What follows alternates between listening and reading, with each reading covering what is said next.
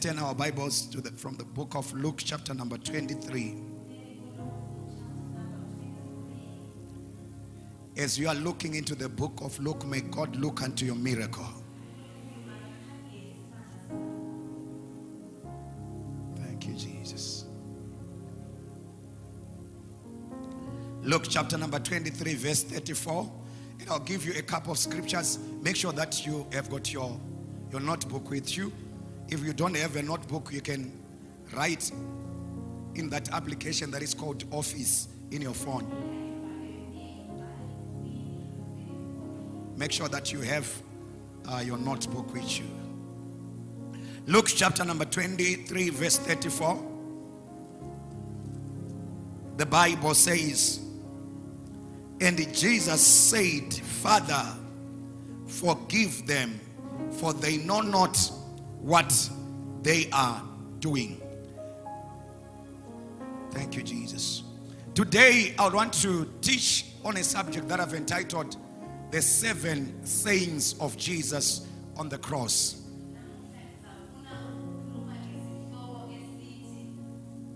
The 7 Sayings of Jesus on the Cross.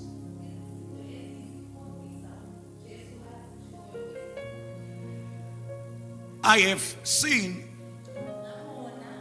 that many people, they take note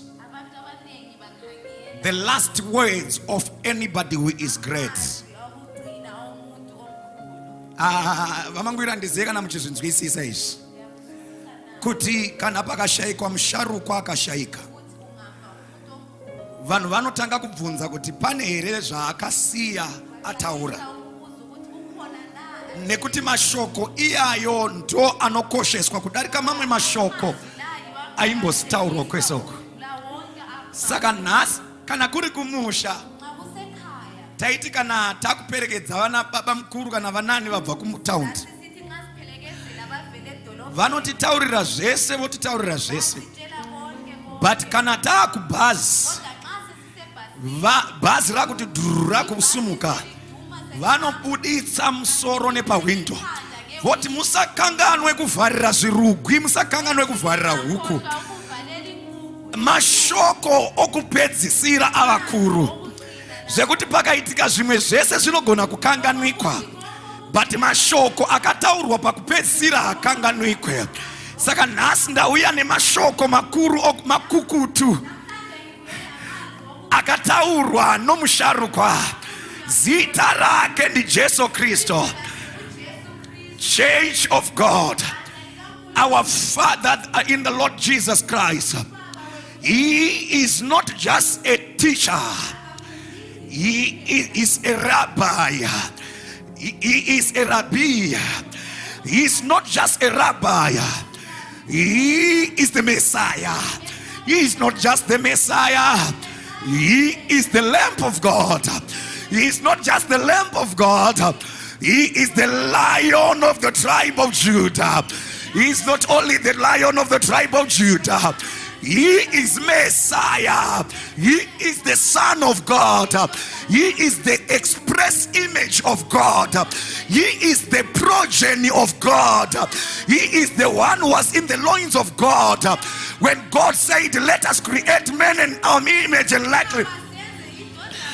Oh, I feel like preaching here.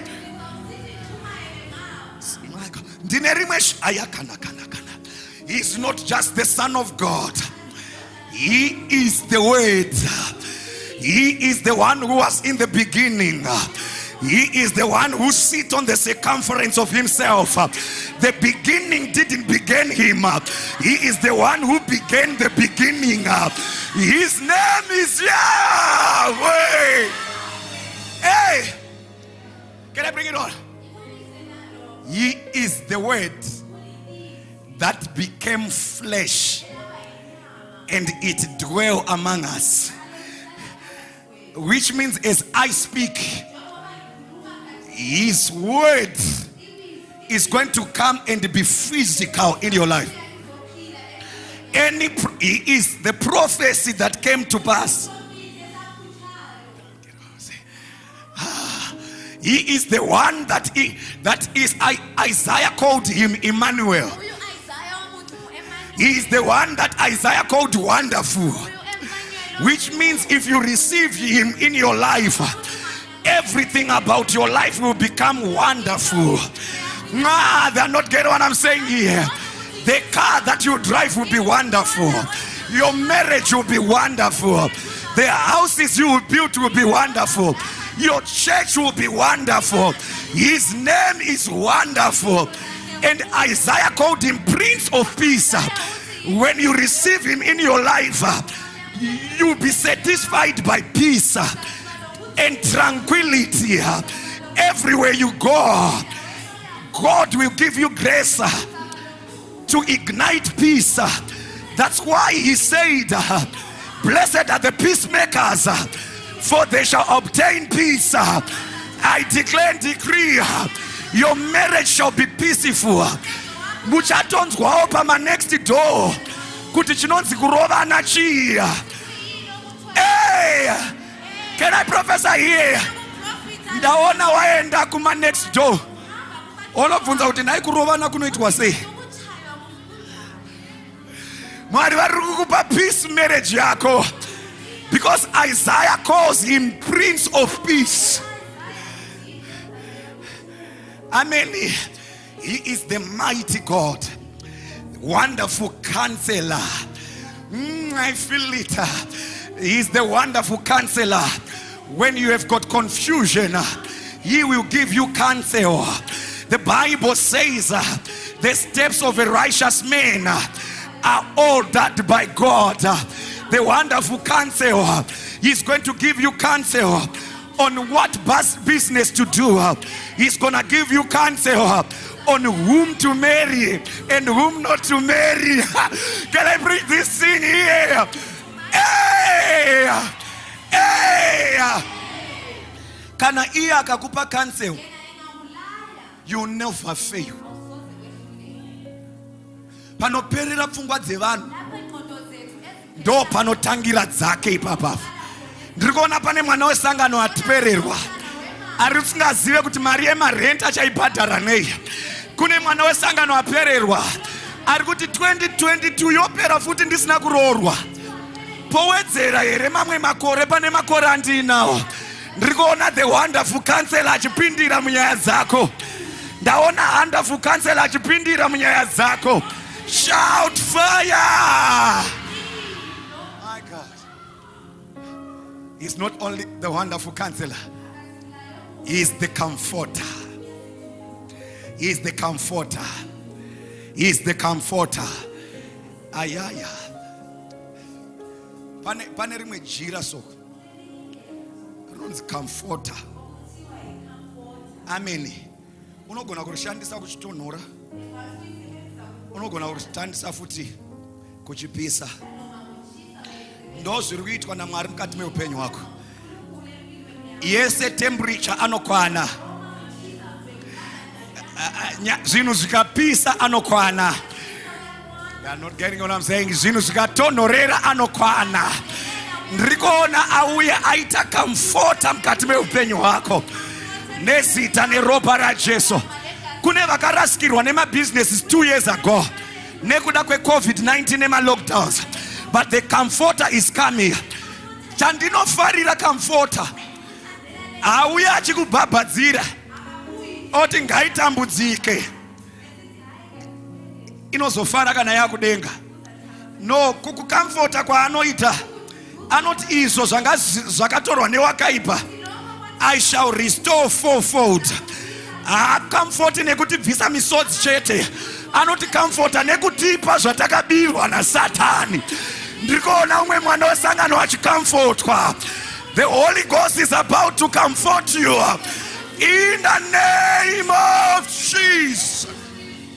Sit down forever. Oh, I said I'm teaching today. Now, watch this. He is on the cross. I defined the cross with depth. You can search for that ceremony, the power of the cross, on YouTube. Okay, watch this. Now he is on the cross. as he is in the cross, remember he is tired. Remember that he was brusquely brushed. Remember he was brutally assaulted. Remember the excruciating pain that he undergone for you and for me. Now he was exhausted, dilapidated. Now he is on the cross and he is speaking, and he looks unto the people that were crucifying him. Remember, they were the Roman soldiers. He looks unto them. Do you know, if it was you, maybe if it was me, you would not even want to look unto them because of the bitterness that will be on your heart. But Jesus, when he looked unto them, he said, Father, forgive them, for they do not know what they are doing. Church of God, we have got many people in church that profess to be Christians, yet they are not seeing one eye to eye with their brothers, with their sisters, with their relatives. Yet we say in our hearts that we are Christians, yet you don't talk to the father of your child. You don't talk to the mother of your children. You don't talk to your Baba Mukuru because of what transpired in the past. But Jesus is looking unto the people that are assassinating him, that are brusquely brushing him, and he looks unto the heavens and he says, Father, forgive them, for they do not know what they are doing. Church of God, forgiveness is a key in the journey of Christianity. Forgiveness is a key.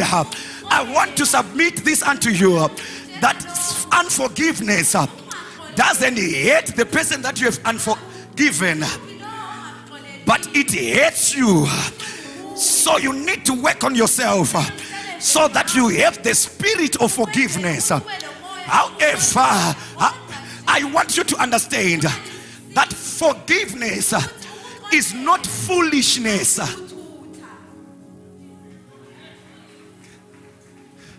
I mean, tell your neighbor that forgiveness is not foolishness. Look to the other side and say, neighbor, I forgive you in advance in anything that you do to me, but I'm not foolish.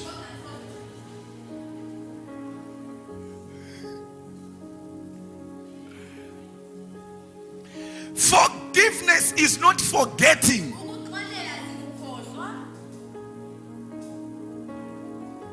I repeat it again.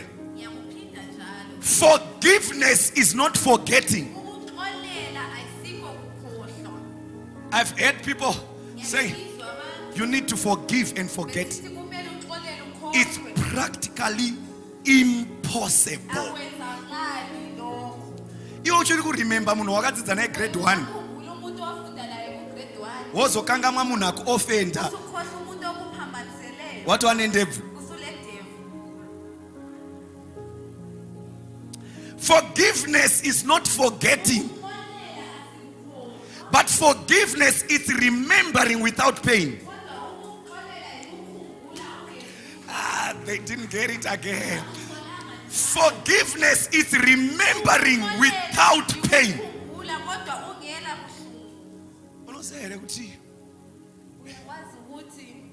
Vanhu vazhinji nekuda kwe-unforgiveness, mamarriage akawanda akaparara.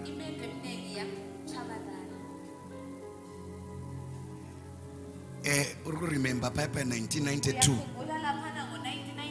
gore nzara re nyama yandandatenga ne-last money yanandinayo wakaipisa uchita makuwa na mai vekumagwekwe.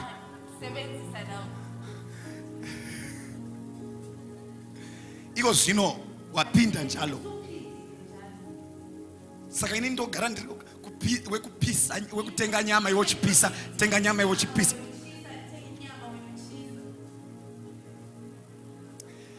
ipoverty.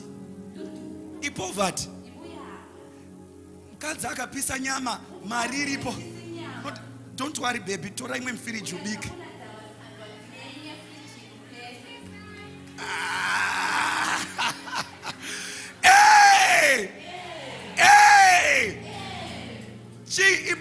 Poverty is a dangerous thing. Say, I hate poverty.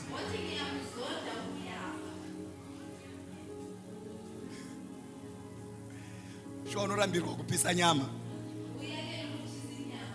Anemiwa amai munozwanza. What's up?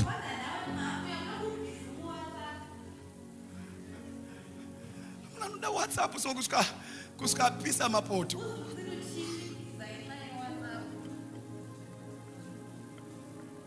Do yako. Saka balance brought forward. Pipe foot. Ukazononoka kuya kuchechi. Kanonoka kuya kuchechi. Uri kuchechi. Kanonoka kuya kumba. Foot pipe ukadzokorodza. Foot pipe. Tikagara pasi. Tikasolve an issue. Inofanirwa kudelitwa. Ukaiona uchiidzosa futhi. Ungabulokhu ubona uyiphendukisa. It means maybe panofanirwa kumboya manese kungucheni kana kuti ndiwo unofanirwa kuenda kungucheni. Omongikazi basengutsheni bazokukhangela kancane. Fire. Mukazondidai.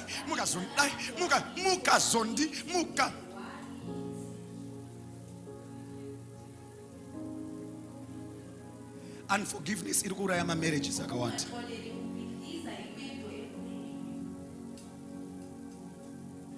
But he looked unto the people that were piercing him, that people that has crucified him naked on the cross, 0 with nothing, and he says, Father, forgive them, for they do not know what they are doing.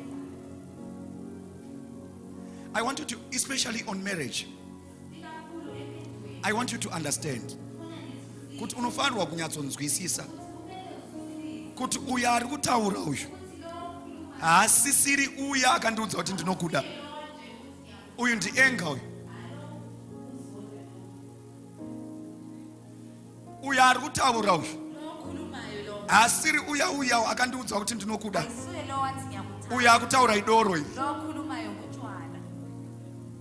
I have got my wonderful husband.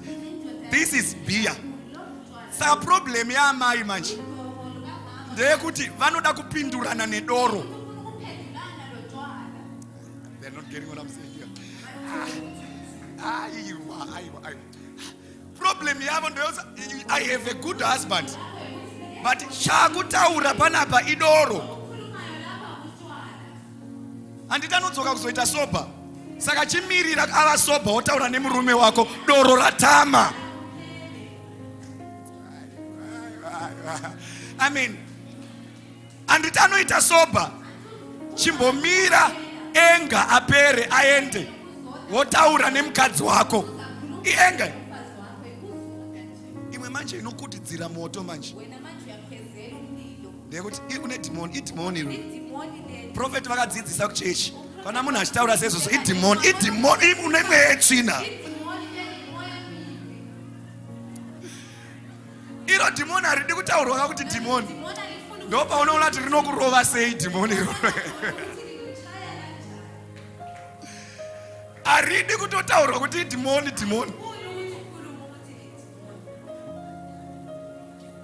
Amen.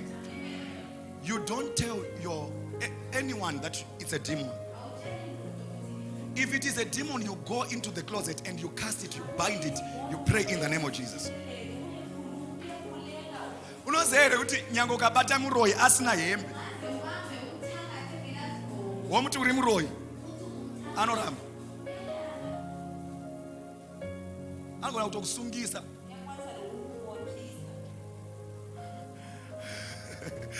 Amen kani. Ndiri kugadzirisa nyaya iri apa. One day About 21 days and nights. Right, I'm going to close it. Pizza 21 days. Mindful is one word celebrate a birthday. Dream closet. Tagachifamba nemotikari inonzi Mercedes Benz ML. Amen. Ndova ndati baby ndakaneta ndikwanise kudrive.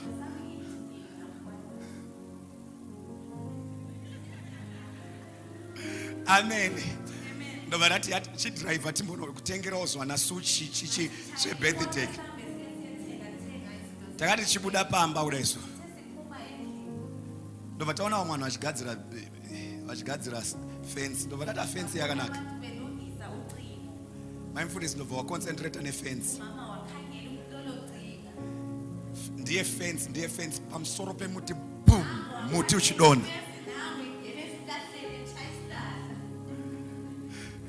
Fence ichibva yadona.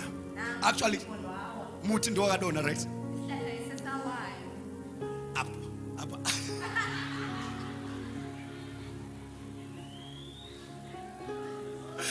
Amen. Ndova ndanotarisa kumberi. Ndova ndaona motikari yaparara fender yese neside rese rekwa left. Ende kuside kwa left kwacho ndo kana ndakagara. Avana unorova muti nekuside kwa vakagara. Rova muti nekuside kwa ndakagara. Amen. Ndova ndati taso testa mota ndikaona kuti iri kudrivika. Ndati garai paside. Ndova tadrive. Ndova taenda tikanotenga sushi. Tikanotenga zvebirthday. Ndova tadzoka. Ndova tatora mota. Ndova taenda tikanoigadzirisa. Ikagara 1 month ichigadzirwa. Hatina kana mbotaura nezvazvo. After a month zvafamba zvaita mota yakufamba. We were driving.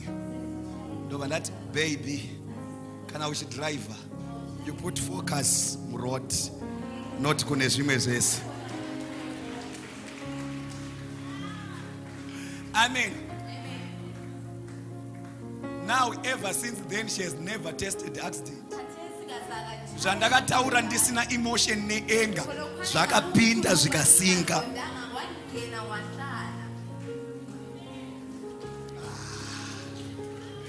But ndiri umwe ndakaroti handichatoendi kubirthday newe.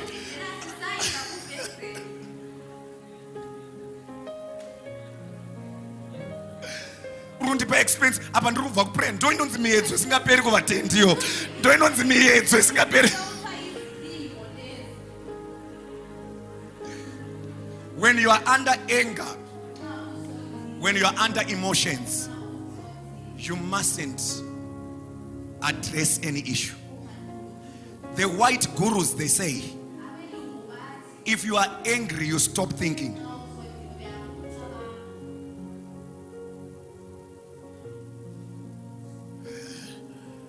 Zvirubatika chechi. Apa ndaona Mwari vaisa nyasha dzekupodza mhepo dzese dzinosumuka kudzinza muma marriages. Ungazvigona here kutengera mudzimai wako presents iye akukanganisira kuti date ipresent nasarisi birthday rangu ndikuti manyanyisa kupisa usavi mazuva.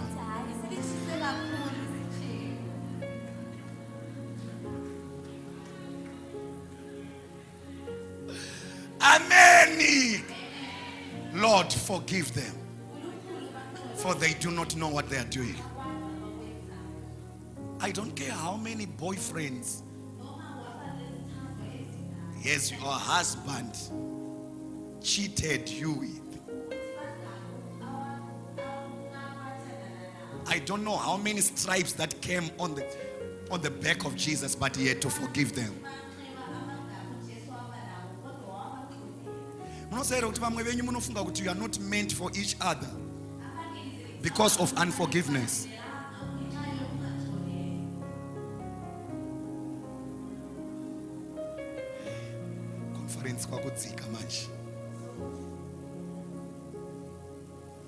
panotori neumwe munhu asingadi kuona ticha akamurova grade 3.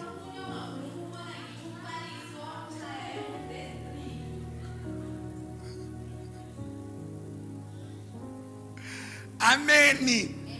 Akabata moyo wake wakasviba kuti ndo ticha vai chete.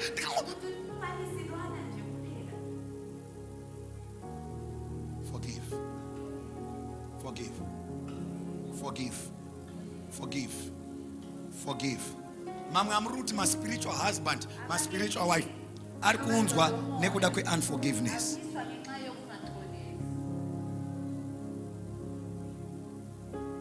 Amen.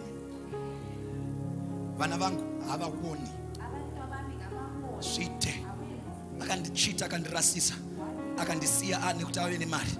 Vana vangu hafi akavaona. Kune vana mai vasiri kutoda kuti vana vavo vaonekwe nana baba vavo nekuda kwezvakaitika in the past. Mai vanenge vachiziva kuti baba vari kwakati, but kuti audze mwana kuti baba vako vari kwakati hatauri. Mwana anotoenda kuna prophet andizive kuti baba vangu varipi, ndokumbura kuti munditsvakirewo baba vangu varipi. Mai vari kutoziva address inogara baba, mai vavo muKristu. Raudze mwana, taurire mwana kuti vana vako vari, baba vako vari. Can I tell you something? Yesterday I saw my sister here around 2018. Tantri Evelyn High School. My sister I think I know Yamanera from my father's side. Ina me result of a mistake. Amen. Mama wangu vanga na baba wangu. Iwo baba wangu vanga vakarora mukadzi wangu. Ndobva paitwa Joshua. Amen. Mai vangu vakatraya, my gogo told me, mai vangu vakatraya kuda kundibvisa. Mwari neni ndikaramba.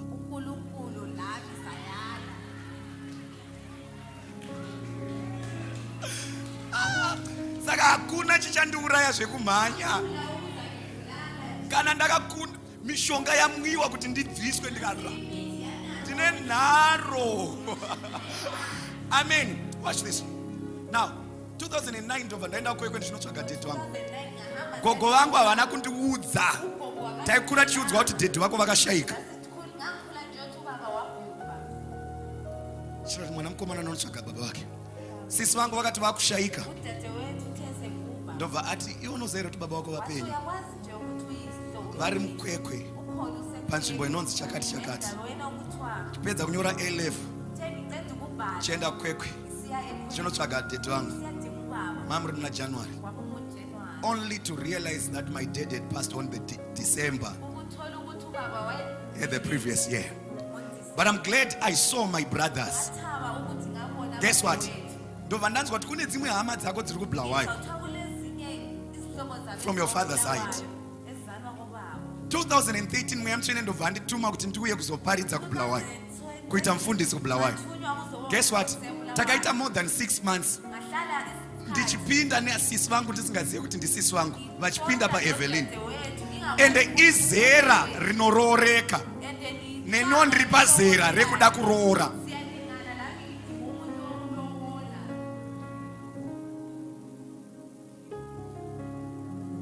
Amen.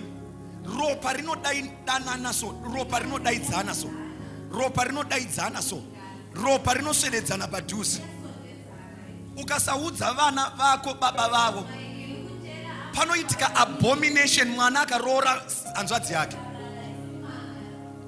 Vana vanozobuda ipapo anenge ari maDown syndrome. I'm teaching. One day ndobva ndaenda kuntumbani. After 6 months, ndobva ndanoona mwana wesangano. Hanzvadzi yangu. Ropa rinodanana. Ropa rinodanana. Nenyaya yekusaregerera. Ande aumuoni mwana wangu. Iye mwana wacho andipinda muratidza kuti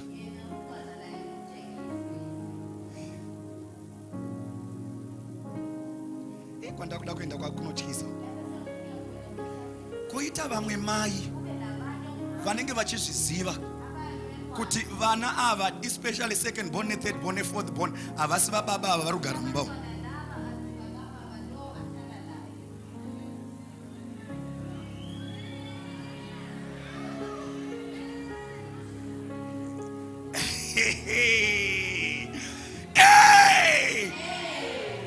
Inotoda tinashe mugabe.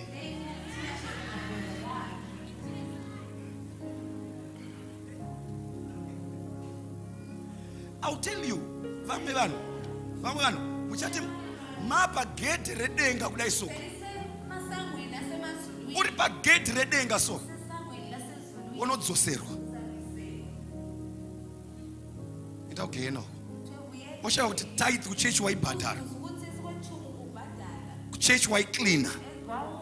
Ma-conference ese waipiita.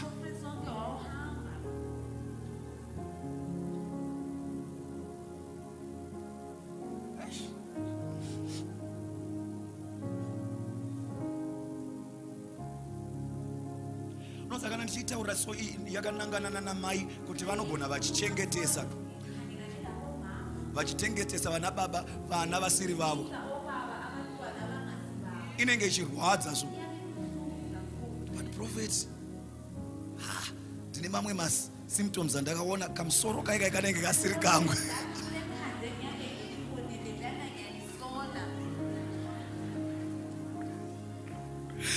Amen. Koita vana baba vane vana hope musangomo. Ndiana baba ima first born kuntumbani, first born kumahachula, first born.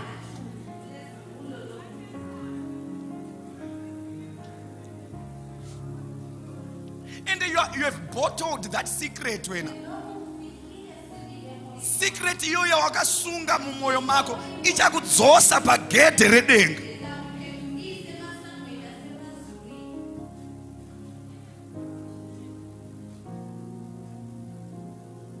Parikupisa. You have bottled the secret. Kuna na baba vane mweya wenyoka inongozvarisa ichengete vana. And they don't take responsibility.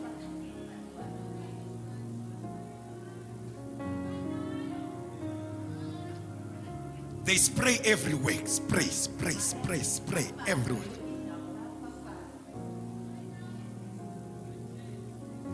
Say makutarisa basi.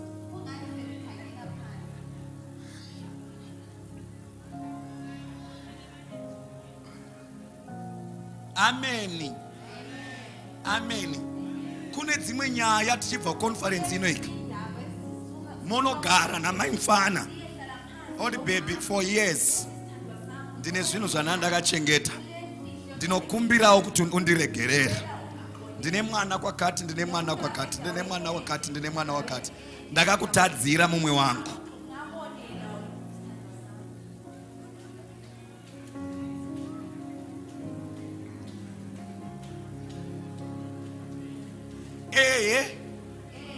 Amen. You don't know when Jesus is coming. Acha uya wakabata yoyo secret yoyo. Enda chinenge chiri chivi chiri pamoyo wako chakutadzisa upinda umambo hwedenga. Do you lose anything if you say sorry?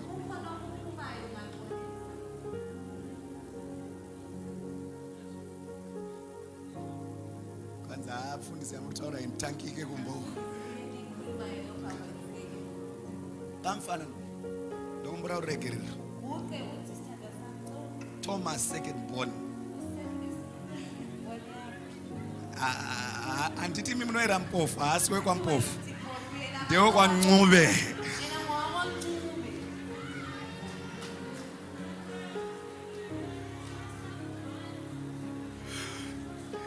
Takuda chikristu chechokwadi. Shoko la Mwari rinoti Mwari vanokuregerera zvese zvawakaita nekusaziva.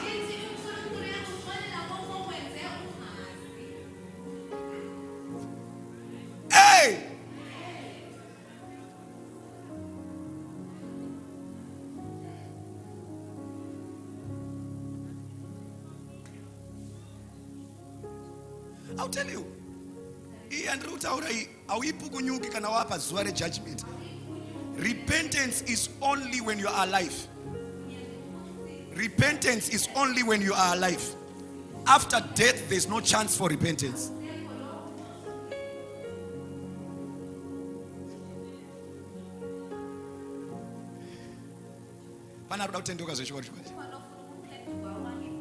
Aiwa chingosumudza maoko anotenda zvechikotwa. Handisi kuti une vana kunze kana kuti rungoti kuda kutendoka pane zvimwe.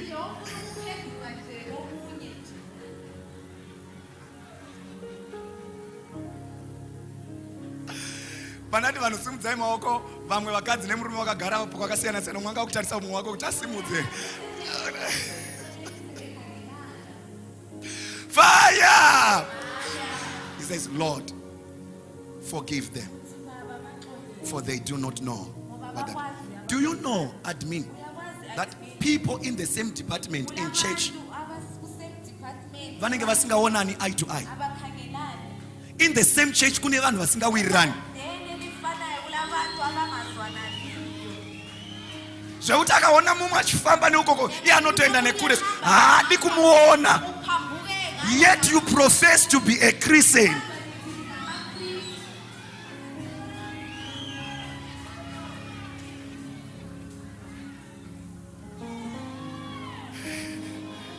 Hey! Same church. We are royal. We are global. We are loyal. And we like it. Imi msingaonani mchurch one. Nekuda kwezvatakaitana kuchiborani 19 gocha nembe royal isati yavapo.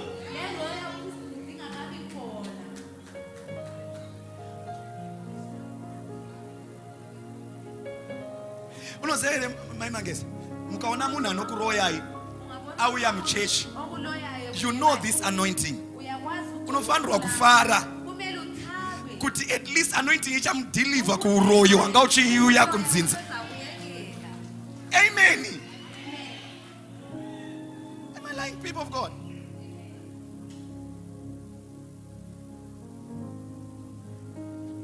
You don't see each other. One church. Akagara apa, iwe unogara uko. Agara uko, iwe unogara uko. Akaprofitwa unotarisa kuside. God is speaking forgiveness.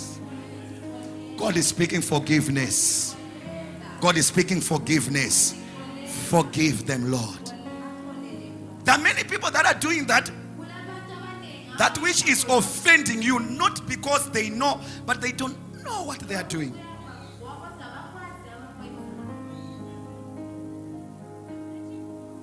Havasi kutozviziva paari kuroverwa Jesu kudai so. Ari kutoroverwawo pamuchinjikwa nekuda kwavo kuti ropa raJesu rivayamure. Fire. Fire. Udzi ari paside pako ndinokuregerera in advance.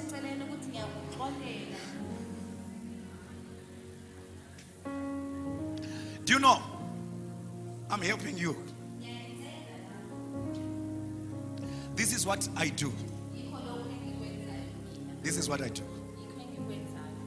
You can offend me to any magnitude. Never think that I will hate you. You can gossip about me. Never think that I will hate you. Because I know when you are on the top, you become a topic. And people who gossip about you, they are called backbiters. Backbiters, which means they are already at your back. Ukaona munhu anokugosipa ari pa level iri pasi pako, ari kumasure.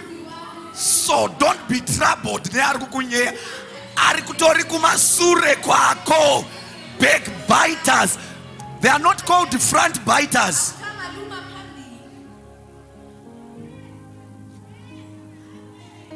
Amen. I'll tell you. Apostle John Shee. Ne level yawasumudzwa naMwari. hapana pauchanzwa achitaura kuti prophet Joshua, because ndiri level iri pasi pane level yavo. Amen. Ukaona vanotaura nezvako vari pasi pako. Amen. I'll give you a criteria ichakubatsira kuforgive. This subject that I'm touching iri kuoperate kune makristu akawanda kudaizvo. Woshaiwa kuti sei uchiprofitwa zvisingazadziswe, sei uchinamata sevamwe vanhu voitawo ma-long hours, ma-fasting, vanhu voita ma-results. God doesn't answer the prayers of a sinner. And unforgiveness, it's a sin.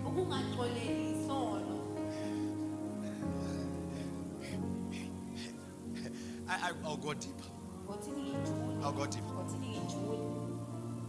What I do, if deacon you offend me,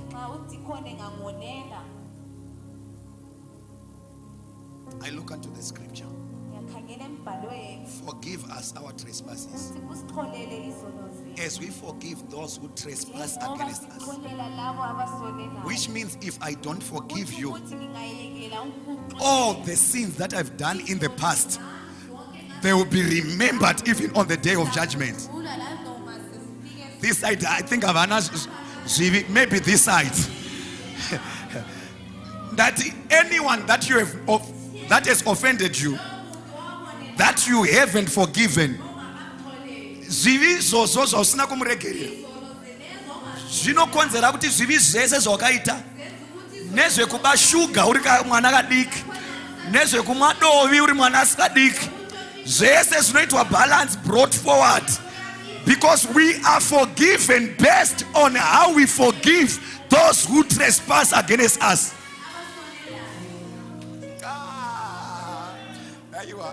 But let me come back. Hey, especially kukwaya kuna kuti unyatsorova.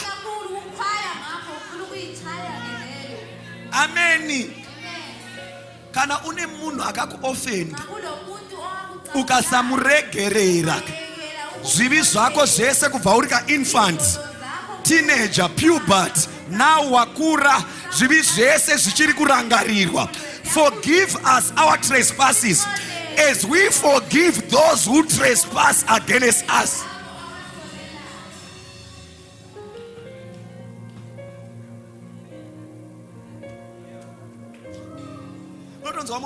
Kana kuri kuenda kugenda ndoenda kugenda uyu andimuregereri uchaenda kugenda ndopa uchaona kuti hakunakidzi sezvauritaura izvi.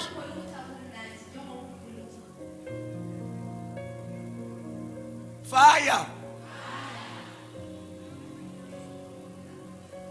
Unforgiveness is a dangerous thing. It's a dangerous thing. What I do, if you offend me, I get into the shoes, into your shoes, in your shoes, and I say, if I was you, offending God, Mwari vanondiita sei?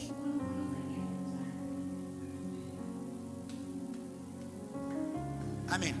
Ndikangoisa equation yacho Mwari, ndinoziva kuti ndakavatadzira zvisingaiti. So andina munhu wandinofanirwa kubatira grudge. Do you know? My wife knows. I drive kunonamatira vanhu vakataura zvakaipa pamusoro pangu. I drive going kunonamatira kumba. I don't mention about it. Tapedza kunamata vakada kundipa mari yefuel, I don't take it. The heart of God.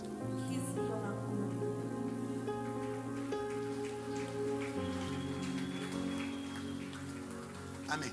Get into the shoes of God. Idai ndirini ndatadzira Mwari pasituation iyi vaiita sei? Nomari subject ndotaura ina kuchipa. Do you have offering? Can I see your money?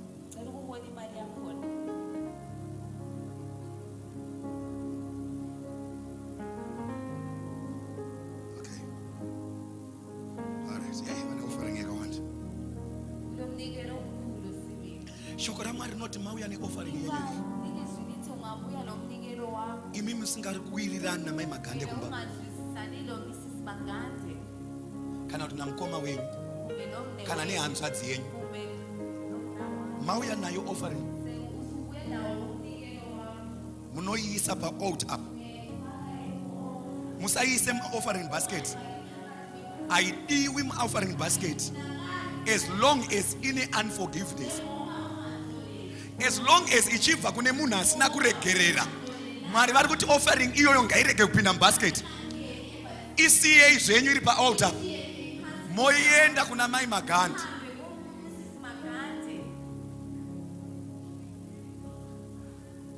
Munopfugama. Sei varume vachipfugama pakuti will you marry me? Sei vasingapfugame pakukumbira ruregerero?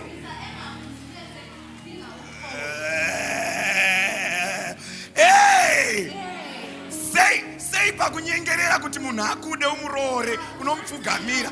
Sei kana wamutadzira mumba usingamurege usinga aiwa ndiri kurova ameni. Mai mwana muchiona zvakadai so pane paipai pandakamboti ndiri kuenda kubusiness trip paipai ndakabva ndaenda kuplumd but ndakanosvika ndikabatwa nemiedzo kukazara mwana ikoko. Samai mufana ndokumbira kuti mundiregererewo.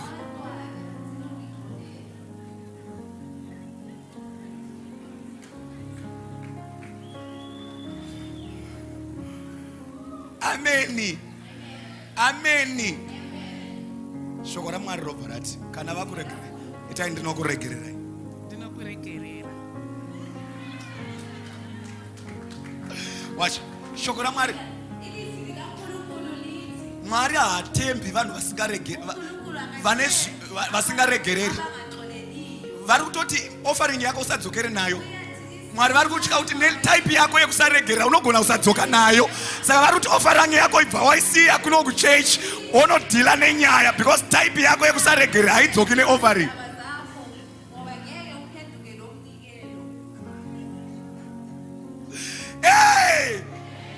Hey!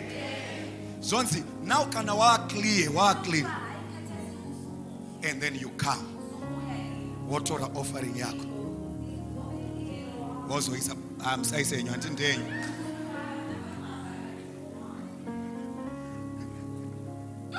Ameni. Zulubarika. There is a principle yekuti ukapa. If you give, you must see a financial exploit and result. It's a principle. Church of God, it's a principle. If you give according to the word of God, atfaniri kusara tisina chinhu.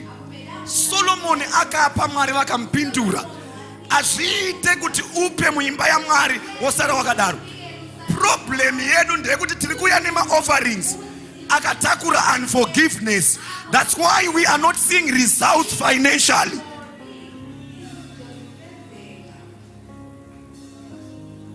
Ameni. Offering yako pa inonokutaurira ku. Umnikelo wakho uzahambe ukukhulumela. Vane zvavakaita zvavasina kudiscuss. Umbono wakwenzayo ngamunhu. Yonosunga mafinance. Fire. Bata hana yako so. Mwari ndigonesei kuregerera. Mwari ndibatsirei ndigone kuregerera.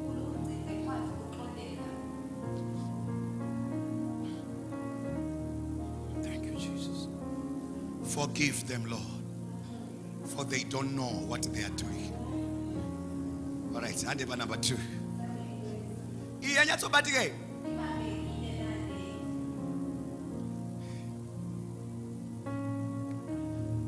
Luke chapter number 23 verse 43. Today I shall be with you in the paradise of my Father. That's the second statement that Jesus said. Today I shall be with you in the paradise of my Father. You remember on the cross I spoke about it yesterday. Yet two thieves, one on the left, one on the right. And the one that was on the right said, "Tarira shamwari, uri kuona kuti munhu uyu akuya pamuchinji kwako nekuti haana kutadzira Mwari." And then he placed a prayer request and he said, "Father, remember me in the paradise." And Jesus said, "Today I shall be with you in the paradise." I also stand to declare that today God is taking you into a paradiso type of life. Yeah, today, not tomorrow, not next year by this time, not after 5 years. The paradise type of a lifestyle, may it be your portion in the name of Jesus. Number one, in paradise, there will be no death. Number two, in paradise, there will be no sickness. Number three, in paradise, there will be no poverty. Number five, in paradise, upenyu hwese unenge uri green.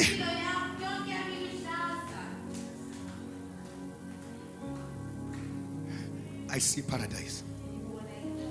Can I bring it on? Paradise is the future Garden of Eden. And in the Garden of Eden, there were 4 rivers. The river Euphrates, the river Tigris, the river Pishon. The place there, it was called Havilah, and the gold of the place was good. Which means if God is declaring a paradise type of life, He's declaring real gold around you. Real material, real necklace, real ring. Amen. And the children's marriage chakatangira mu garden. Today, does these people know that we are in a season of outbreak of marriage? Do they know this? Pane vamwe vana vandoda kuforsa kupinda marriage. Vanoshaya anovawisira mumvura. Nenkani ngebhoso ndoda kuvhura madhozi emuchato pamusoro pemwana wesangano. Vana vesangano ngavarore, vana vesangano ngavarorwe, vana vesangano ngavachate. Hey! Who's that person nebhoso ngebhoso? God. Kani. Vana vesangano ngavarorwe. Iwe tine ma prayer request akawanda toda kunamatira. Tokuara nema outsiders tinonamatira marriage. Vana vesangano ngavarorwe. Unoza ndikushamisika munhu waMwari. Vanhu vari kugamuchira ndana mai, ndana baba, vakuru, vasikana vacho nevakomana vacho havasi kugamuchira. Who has bewitched you? Ndati vana vesangano ngavarorwe. Vana vesangano ngavarore. Hey! Zvinonyadzisa here izvozvo.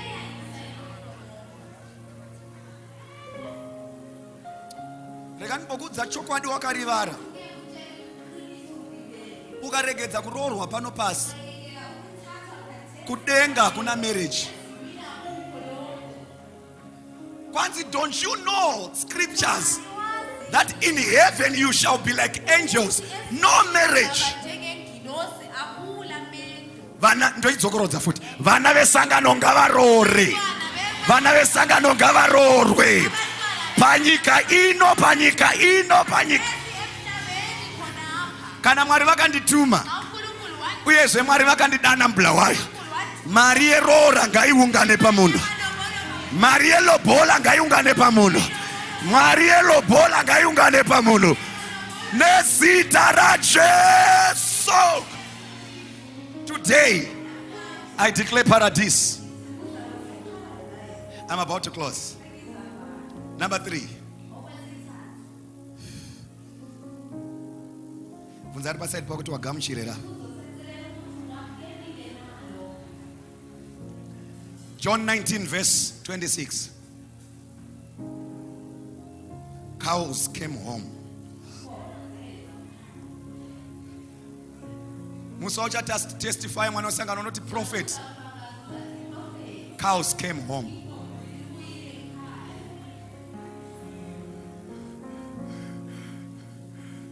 Azvina kana mwetsi.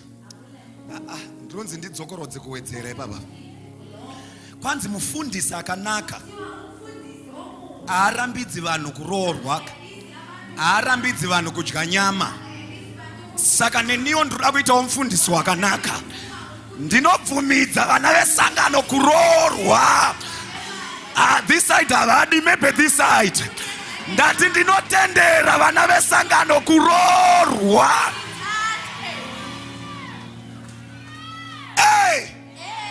Kwanzi mufundisi akanaka. Arambidzi kuroorwa. Arambidzi futi kudya nyama. Tinodeclare muchato wako une nyama yakawanda.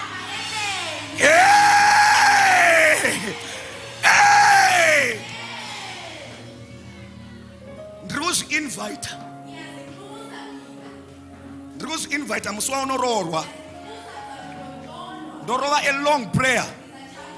Ichakonzera kuti uise nyama yakawanda plate ya prophet. Ndouya futi musi waunochata. Ndouya futi nemusi wemasungiro.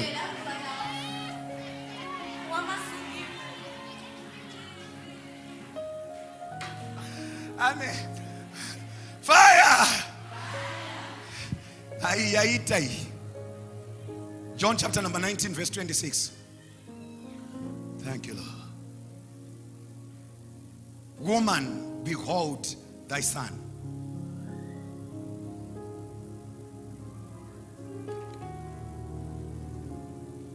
Woman, behold thy son. Unoza, nasi ndaita mvunzo kuna mweya mtsweni. Makuseni. Ndikati nayi mweya mtsweni. Sei pamuchinjikwa. Ndiri kuona vana Mary vatatu. Mary Magdalene, Mary the mother of Cleopas, and Mary the mother of Jesus. Why is it I'm not seeing Joseph?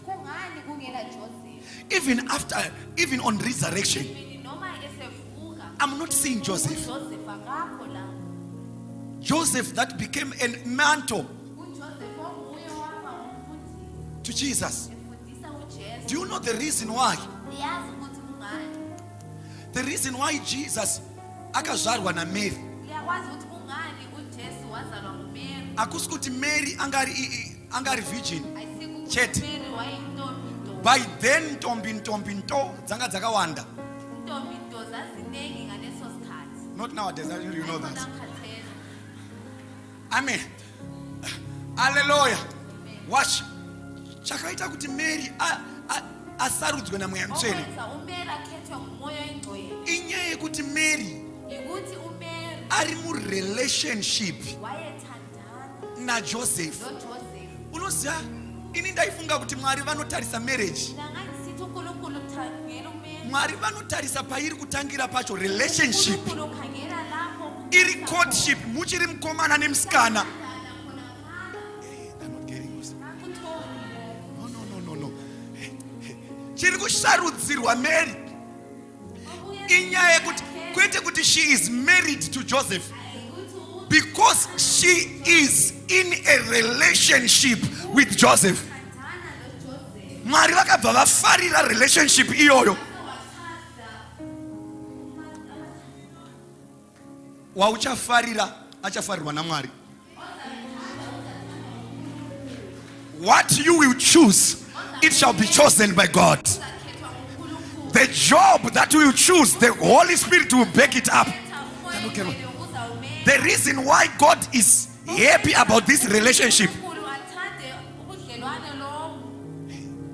level ya Joseph.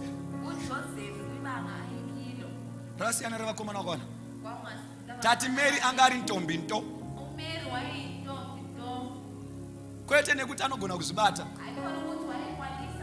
Nekuda kuti anodanana na Joseph. Jose anga singamhanyiri kuita zvemumarriage Joseph waingagijimeli ezinto iye asati aendesa mari kumba kwevanhu. Unosaira kuti Mary naJoseph Uyakwazi ukuthi uMary vakatomboenda kune imwe nzvimbo bake bahamba kwenye vakanogara vese, bahlala but Joseph haana kubata Mary. uJoseph akazange ambambe uMary. Tina naJose here pano Sinabo Joseph. protocol, tina naJose here pano. Protocol sinabo Joseph.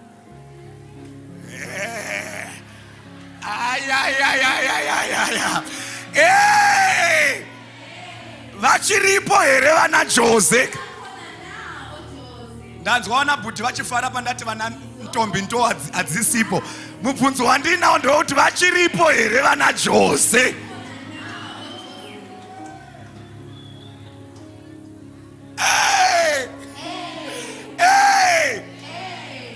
Vakatobva vakaenda kure. Bahamba kachana. They slept in the same room. But Joseph haana kubata Mary.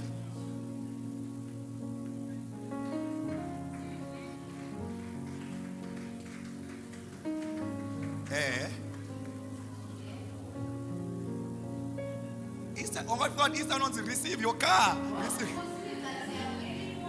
Receive holiness. Receive self-control. Receive righteousness.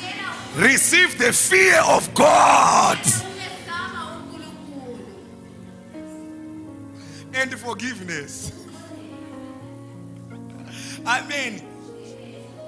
Chiri kuita kuti Joseph asarudzwe naMwari. Joseph was a carpenter. So Jesu ari kuuya mufamily iyi achipinda pa-apprenticeship, nekuti profession yaJesu ndeyekuzoenda pamapuranga. Saka Joseph akutomudzidzisa nezvemapuranga. Wayemfundisa ngamaplanka. Vana baba nana mai, Bobaba nabomama. dzidzisai vana venyu mabasa amuri kuita. Abantwana benu imisebenzi eliyenzayo. Dzidzisai vana venyu mabasa amuri kuita, Abantwana benu imisebenzi eliyenzayo. kuitira kuti kana musisipo panyika ino Ukwenzela ukuthi ingase- vana vanokontinua nelegasi yamasiya. Bazaqhubeka ngalokho. This is deep. Kujulile lokho. Amen. Amen. Watch this. Say Joseph akakura. Do you know this man Joseph had love? Indoda le okuthiwa uJoseph wayelothando. Ndoya ndarova ye-forgiveness. Yena lana ekhulume ngaye yokuxolela. Joseph zaitoinzwa shamwari kari kukika neapapa kari uJoseph kukika wayesizwa lo mntwana ukuthi ukhala onzi boots nekamwana kari nechemoya ngoti but hasi wangu kodwa so wami. mwari ngaandipe vana baba vana Joseph, uNkulunkulu akathi vana mai pavachanokonfesa kumba. lapho mama baza kukhuluma khona abakwenzayo.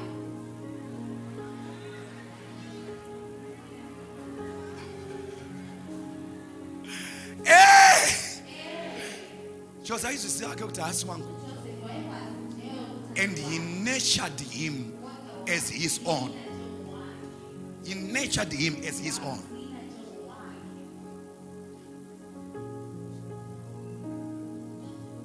You know, the times that I will be me as a spiritual father, right? I'll be knowing that this one, I'm training him because God wants him to start a ministry sometime. I train the person, give him all the principles, rightfully knowing that he is not part of royal priesthood. Pamberapo Mwari achaita kuti aite assignment yaanoda kuita. This is the Joseph type.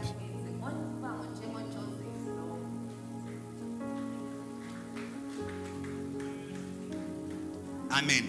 Watch this.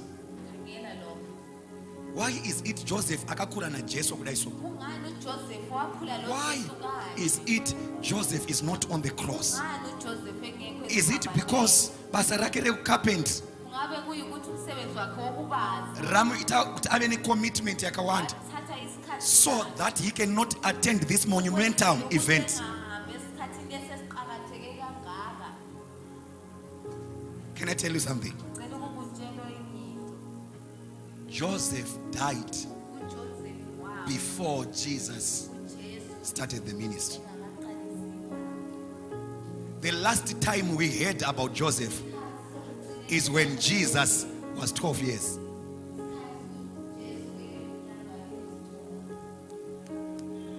The last time we heard about Joseph Ugcina ukuzwa ngoJoseph is when Jesus was 12 years. eseleminyaka. Then after that, Joseph was never mentioned. uJoseph akuzange kwaphila. Now on the cross, Khathesi esihamba Jesus is not saying, Joseph, my stepdad, may you take care of my mother. Jesus is looking unto John, the disciple that he loved, and he's giving John the responsibility of taking care of Mary.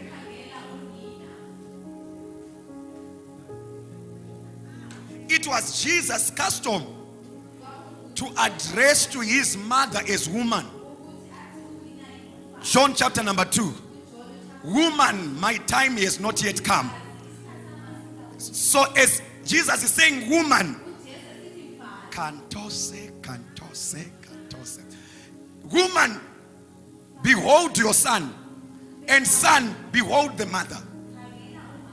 Ipapa rega ndi emphasize. Tine vana vesangano vari pano vanosida chaizvo muchechi, but vana mbuya vavo nana mai vavo vakavachengeta vachifamba nematomi zvigumwe zviri panze.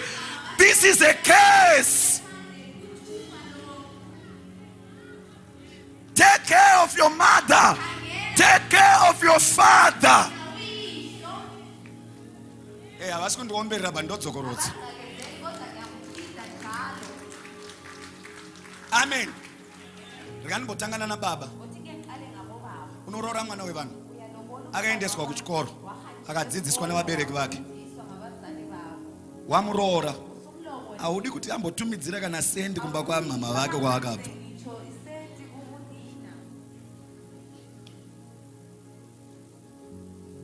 Who has bewitched you? Kuna na baba vane utsinye. Anopinda murelationship nemunhu ane degree. Omunza kuti handidi kuti uende kubasa. That's witchcraft from Tanzania.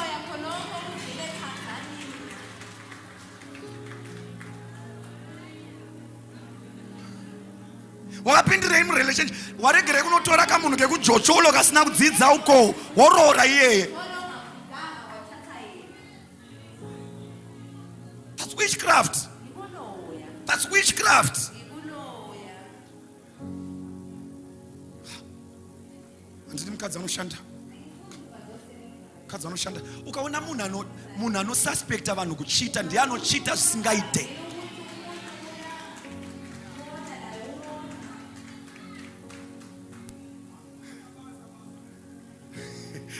Anasi handina wandosiya nasi. Handiti hamudi kuuya ku-evening service andokurovera ipapa. Fire! Shosho munhu Mwari, munhu anoroora munhu akadzidza. Anonyatsoziva kuti munhu paunotanga relationship andinomubvunza. Uzomurambidza basa. Saunoti mwana wemunhu aendere kuchikoro. Anoroora munhu kuchenda mbuya uko. Entingo ezhombe. Munhu agumira form 2. Orora iye ota madam handidi kuti muende kubasa.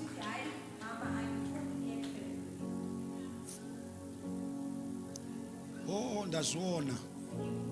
Ndo vanhu vakagadzirwa statement yekuti tanhaidza munousvikira.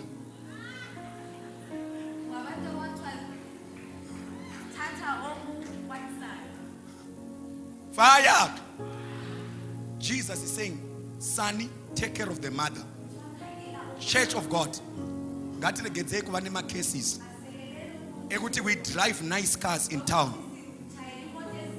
Kumba uko kusingatarisike.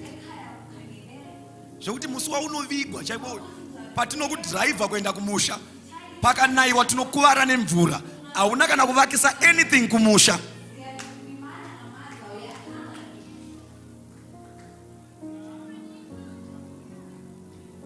Ari kandikudza uri mupenyu.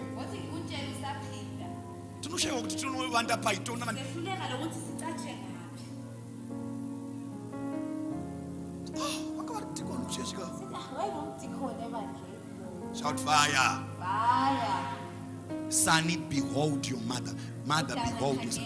Do you know that very day, Ngalelo langa John uJohn took wathatha Mary uMary akanogara kumba kwami John. wahlala endlini yakhe.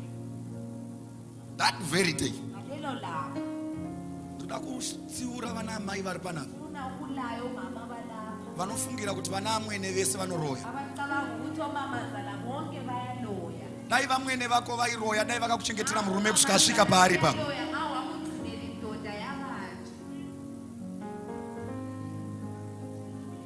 Nhasi yakatosiyana nhasi. Amen. Hatirambi kuti kune vamwe vanoroya hanti. But there is this syndrome. Ngoti munhu anongofunga kuti mai vemurume wangu anoroya.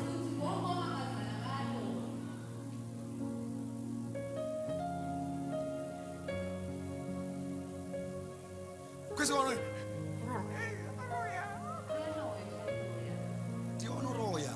Uwe oloyayo. Varoya vanozivana. Abaloyi bayazana.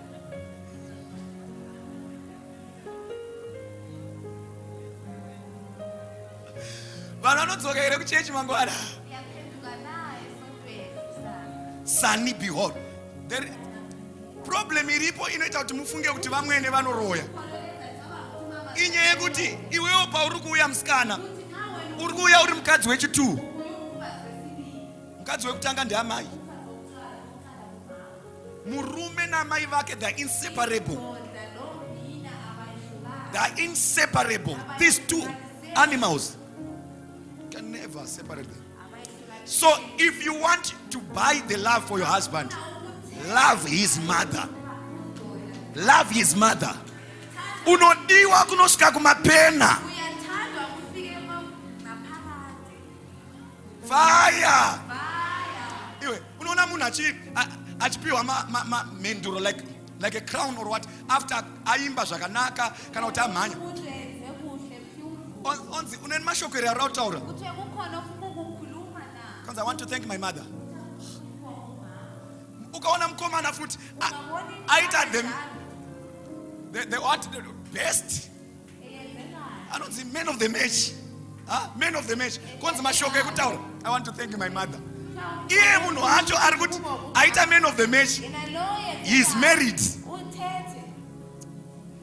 Apana paunonzwa achiti I want to thank my wife. I want to thank my mother. Usadherere power rina mama mwana wamai. Usadherere power rina mama.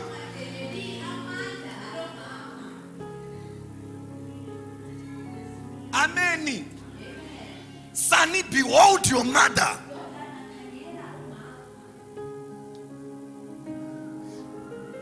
That's why you see every December, as royal priesthood, we make sure that you send something to your mother. You send something to your parents. Behold your mother.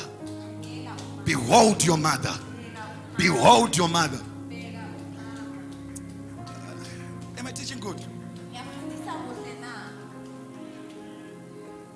Ukaona bhuti, ukaona murume wako akatsamwa. Ungabona umkakho Akutsamwira.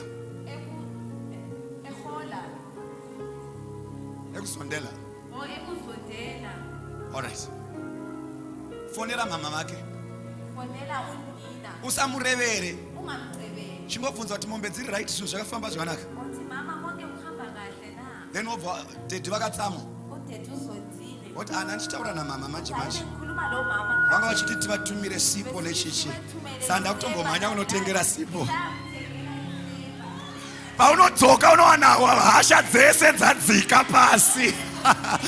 Paunodzoka hasha dzese dzinenge dzadzoka pasi.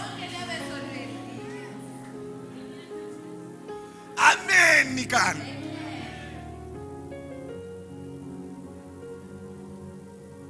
Shawari, mune makagara so.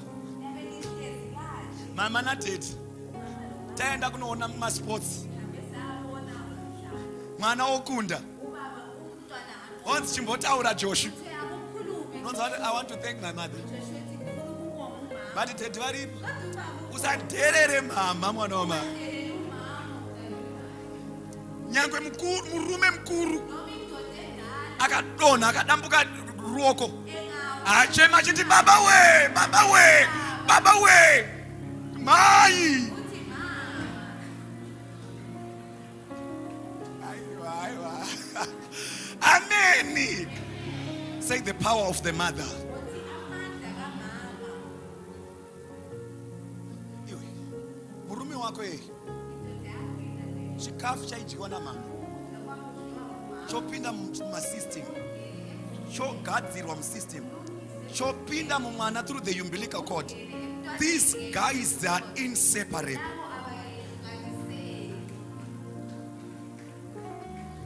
Behold your son. Pa Easter inoyi. Ndinoti Mwari vakuitire zvakanaka. Uchengete vabereki vako. Uchengete vabereki vako. I have a son anotamba soka. Akutambira Tanzania. He was akatorwa uko kumusha uko kunyati. Ndobva uya akatambira Highlanders. So when we were talking, and amvudza kuti saka wakaitira chii mama vako? Kwanzi mama wangu ndakavatengera imba kupumula South Mwari vandisimudza. This is great. Kanzi but mama varuda kuti ndiende futi kumusha ndinovavakira. Vada kuti avada kugara kumusha ndoko vakakurira.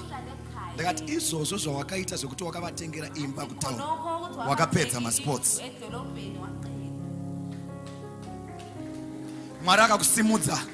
Rangarira mubereki. Sani, behold your mother. Behold your. Kana mama vakashaika, there's somebody who is representing the mother. There's somebody who is representing the family. God is going to bless you after this conference. This side they don't want, maybe this side. I say God is blessing you in this conference. Notable and tangible things. Remember where you come from. Remember where you came from. Vatengeresere raki. Vatengeresere vita. Vachidya mumambevende imomo. What inonzisere vita iyi? Mai Juliana uyaipa next door mumbotestawo serevita. Ndakaitumidzwa nemwana wangu ari kubhuruwayo. Mwana wamai. Blessing inouya pamusoro pako.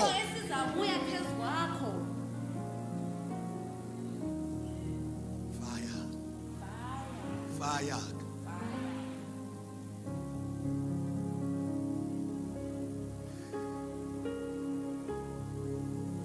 Now tuchibva panapa.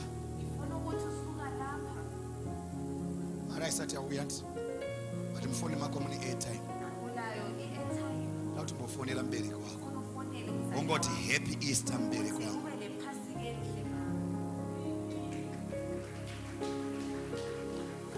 I'm almost done. 1 o'clock I must start to see people. Mark chapter number 15, verse 34. He says, my God, why hast thou forsaken me?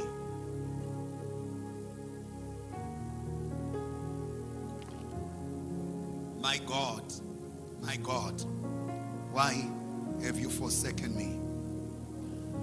Eli, lama sabachthani. Mwari wangu mandisire. Angatakura zvivi zvedu dzese. Angatakura kurema kwedu kwese. And the father distanced himself for a while. That time yakango, that moment yango, when God separated himself from him, he felt a void, a gap. And he's saying, Father, why have you forsaken me? He was forsaken so that God will not forsake us, so that he can promise us that I shall be with you always, even unto the end of the world. Thank you, Father, for paying the price. Eli, Eli, lama sabachthani. I don't want to go much there because I explained about it yesterday. Number what? Is it number 5 or number 6? Number 5. John 19 verse 23.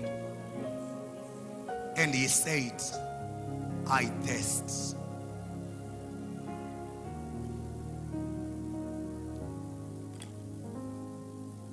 Ndinenyota. I thirst. They brought vinegar unto him. Phakathi ndinenyota.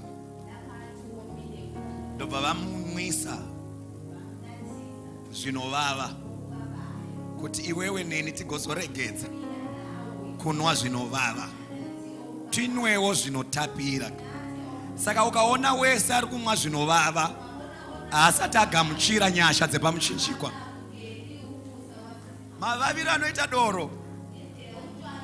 Unoziva here kuti imbwa haimwi doro. Ukaisa doro apa waini kana chibatai munhu, imbwa inonhuhwidza. Aibati.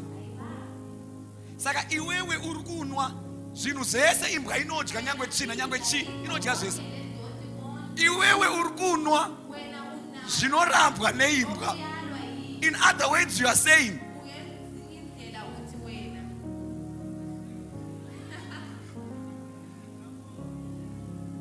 aiwa ndibatsiri. Ndakadzungaira kudenga ndiende bvunza uzhu. Uri kuramba zvakarambwa nembwa. Achimbotarisa baba uri pasaidi pakuti zvakangooma hazvo zvitakunomufundisa. Unzima hwemhlabeni. Vaya! Ndikuona Mwari achirumura vamwe vanhu panapa. Do you know chinonzi kurumura? To win. Kurumura zvinoitwa mwana. Ndikuona vamwe vana baba vachirumurwa kune kasolaga, kurumurwa kune zvinovava, kurumurwa kune black label, kurumurwa.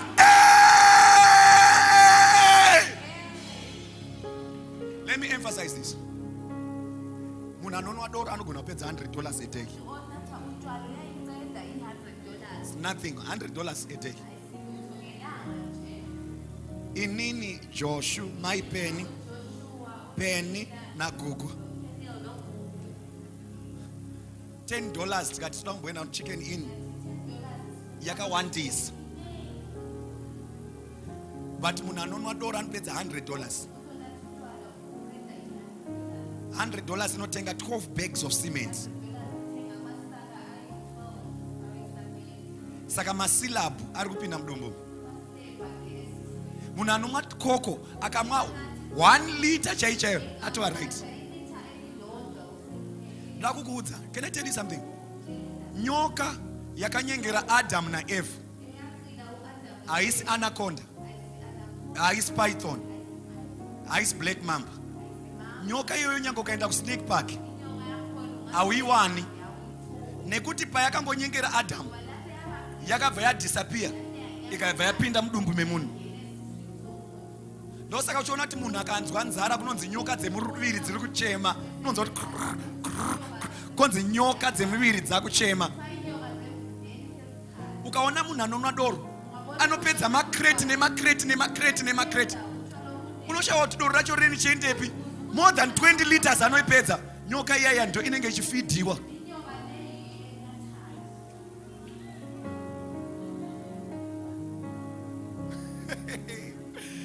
Ameni. Mwari akanwa zvinovava kuti tiregedze kunwa zvinovava. Chiripo chandiri kuona patebho yako, ndiri kuona cappuccino. Ameni. Ndiri kuona coffee, ndikuona zinonaka zviri patafura yako, majuice 100%. Amanamnede amnandi. Ndikubvisa majolly justness dzara Jesu. Amajolly juice ngegama lika Jesu Kristu. Amen. When he said, I'm thirsty, he was thirsty for souls. Thirst to bring souls to salvation. You and I, for us to come to the Lord. Blessed are the thirst, for they shall be satisfied. Ukazwakala bantu wenkosi. Chumayela muntu wemnyama. Tapa nambani 6. Vasingafarire shoko takupedzisa nti.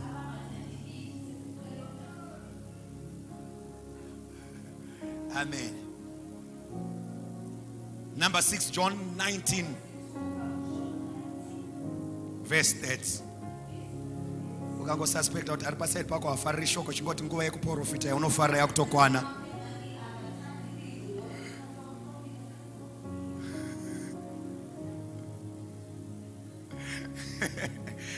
Amen. John 19 verse 30, it says, it is finished. He said, it is finished. My poverty is finished. My anti-marriage finished. Zeuroja finished. Zekufamba netsoka finished. Zekugara tiri muchivi finish. Zekusapinda mu holy of holies finish. Zekusakwira ndege finish. Zekugara mumukuku finish. Zekurara pambhedha wakagova finish. Zekugara pamasofa akaboka finish. Zebhutsu dzakaboka finish. It is finished. He judged our sins. He judged our poverty. He judged our lack. Zekuramba ndichiterwa sugar diabetes. It is finished. I signature Jesu.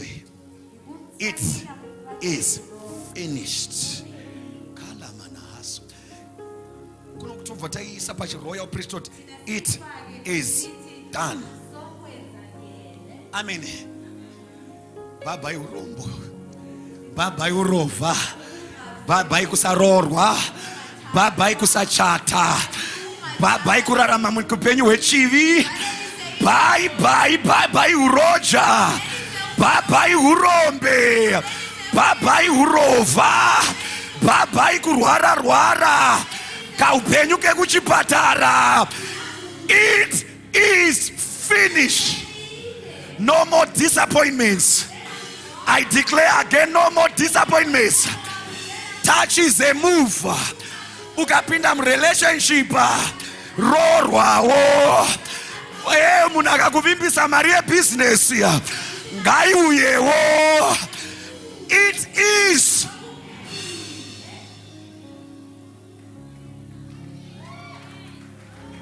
amen.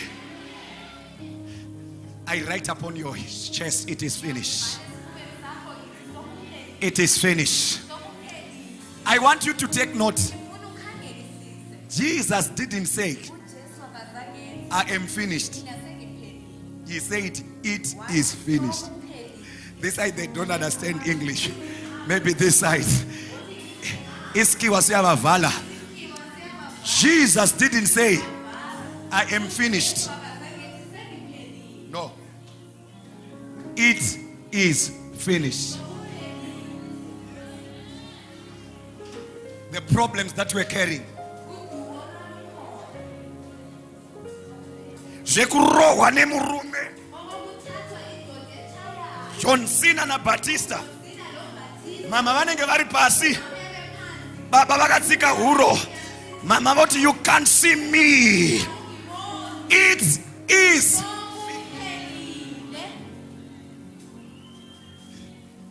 Memchifamba muri padhuze na padhuze mashi. Anonzi Romeo na Juliet. Kairezwe kuti mama vanenge vachifamba vari kumashure achitera. Khona ukuthi umama Baba uyagqila baba vari kumberi. No. Uchienda kushop. siya ekusho. Zvine madhimoni here izvozvizvi. Zvine mweya yetsvina here izvozvizvi. Mtande udali wako, mtande. Hey! Professor, munozviziva here kuti mai professor vanoda kufamba vakabatwa maoko? Ukuthi umama ufuna uhambe kanjini. Bate maoko. Hazvina zera izvi. Fambai zvenyu. Izihambela Zikanifambe newangu. nami ihambe lo Kana une wako ari padhuze chimbomubata. wakho sedlula umama. Zvine madhimoni here izvezvi. Moni nalo kubala. Hey! May the flames of love be ignited in our families. Amalanga othando mavu. Zvekunetsana mumba, it is finished. Okuhluphana sokuphelile. Zvekuchipererwa nechekudya kumba, it is finished. Ngokudla Zvekushaya mari yemarent, it is finished. Zvekudzingwa pabasa, it is finished. Zvekungochinja address, it is finished. Nezita neropa raJesu.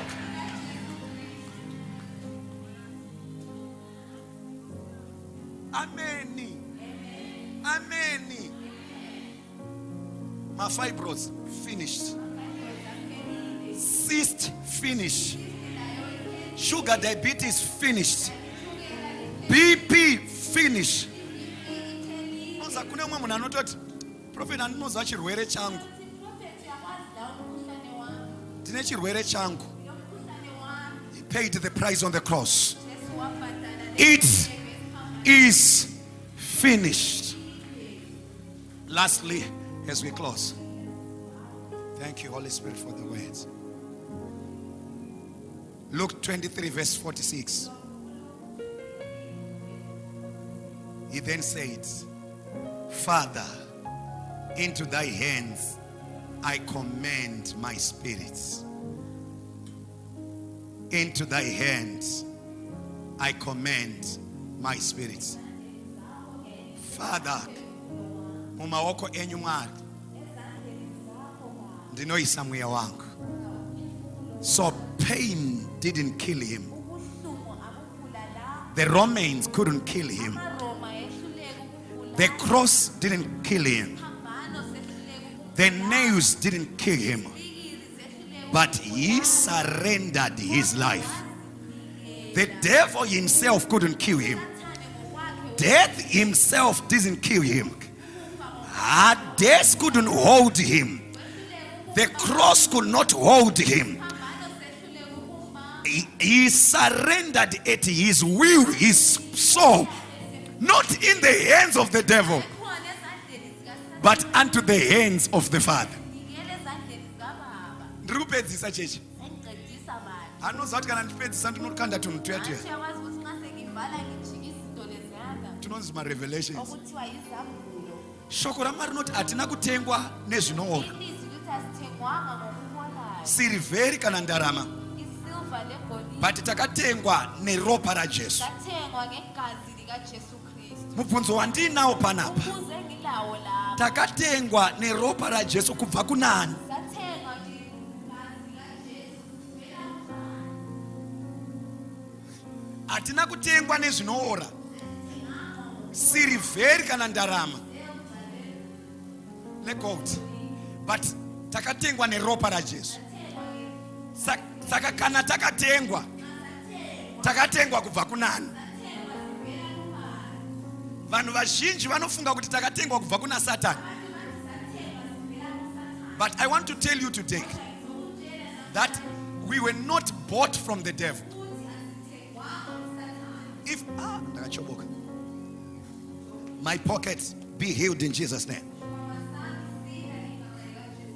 Say this is money. Right. Wise men Shane vari kunditengesera bhachi. Come, let's illustrate. Come there. Ini ndine mari. Ivo vane commodity inonzi bhachi. So, ini ndikavapa mari, indosara nebhachi. Diana tengesa. Asara ane mari dia tengesa. Ande ku transaction. Jesu akatora ropa rake. Ratakaroverwa naro pamuchinjikwa. Ndobva aenda naro Mercy Seat kuna baba vari kumusoro kudenga.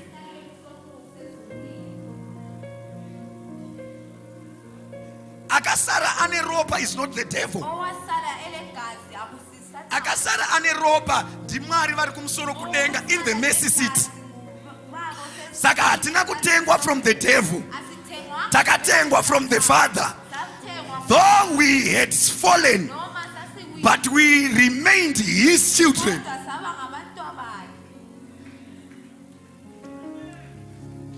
Are you getting what I'm saying? Is it confusing you? Anosara ane mari ndiye atengesa. Saka hatina kutengwa kubva kuna Satan. Takatengwa kubva kuna baba vari kumusoro kudenga. Nekuti ndo vakasara vane ropa. So I want to tell you today that the devil has never owned your life. I repeat it again. The devil has never owned your life. Even Wadona, a righteous man may fall 7 times, but he shall rise up again.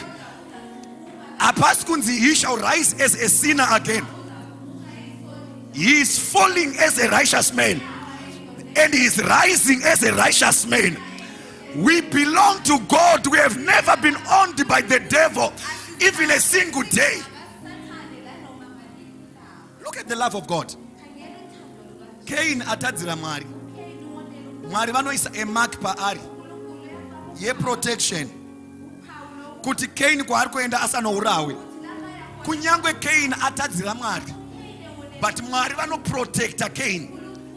God loves you even in your down moments. God loves you even in your weak moments. God loves you. Kunyangwe uri kutadzira Mwari, he continues to love you. He hates sin, but he loves a sinner. Can we stand on our feet?